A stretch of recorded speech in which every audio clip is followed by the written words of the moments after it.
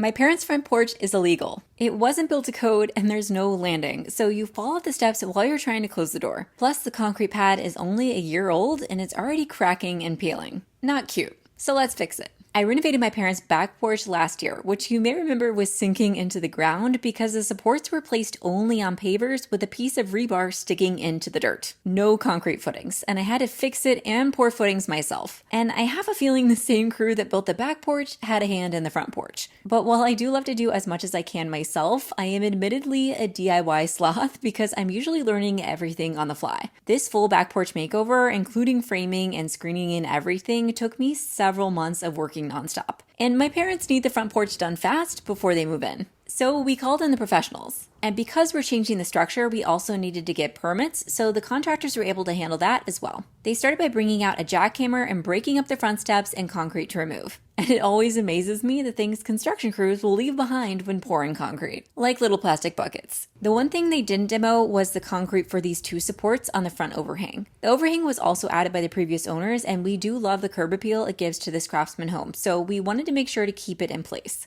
I thought maybe the crew could do what I did on the back porch and pop temporary supports in place while they switch out the column supports, but nope. They said that keeping the concrete footers in place and building the new porch around them would be better, or at least easier for them. So that's what's happening. From there, the treated posts arrived to serve as the piers on the porch foundation, and they started cementing them in place using string to keep everything in line. Honestly, I loved watching this project move along step by step. I just feel like I learned so much even just observing. With the piers in place, they could then start building the porch base around and on top with some more treated boards. My sister Brittany served as the project manager and worked with our parents to design the porch, and she came up with the idea for a ramp on the back of the porch so that our parents could age in place more easily. Now, you know how the front porch construction was a little off? Well, guess what? So were the supports for the overhang. One is actually about 6 inches closer to the house than the other, which also means that they will align differently with the new porch that's actually straight. Oh well. And here's the porch floor. Just kidding. It turns out the contractors accidentally ordered the wrong color planks, but thankfully we caught it before they started installation.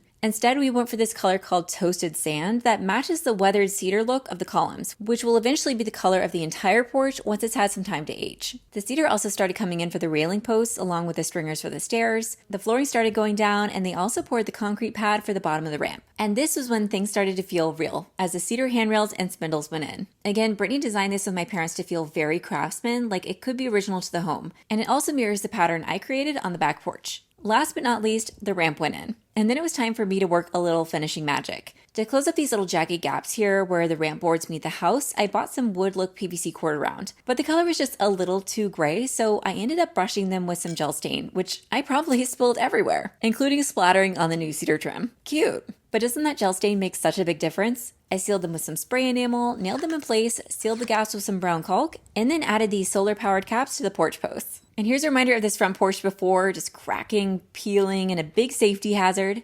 And after. No more falling off the steps when you close the door, it's code compliant, and the ramp has already come in handy as my parents start moving in. Oh, and here's what it looks like at night with the solar post caps. Isn't it pretty? Now my dad can sit out here in his rocking chair and yell at kids to get off his lawn. A retiree's dream. But there's just one thing left to do out here.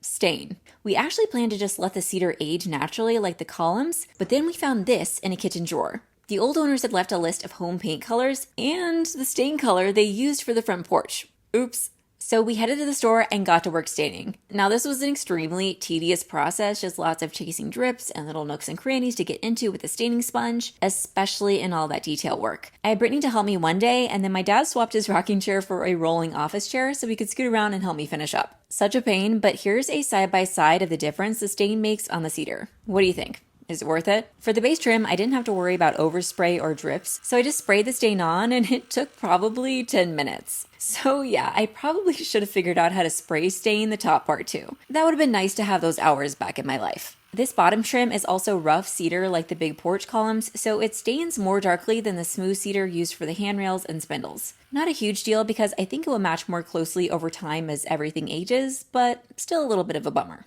And here's a reminder of the porch before stain and after. What do you think? Was it worth the 6 hours it took to stain? Sadly, I think the answer is probably yes. This was the final project for my parents' house, and they've already started moving in. I'm so excited for them to live closer to me, and I'm also very excited to get back to working on my own home. More on that soon. But what do you think? Now that you've seen the full front porch makeover, what's your favorite detail?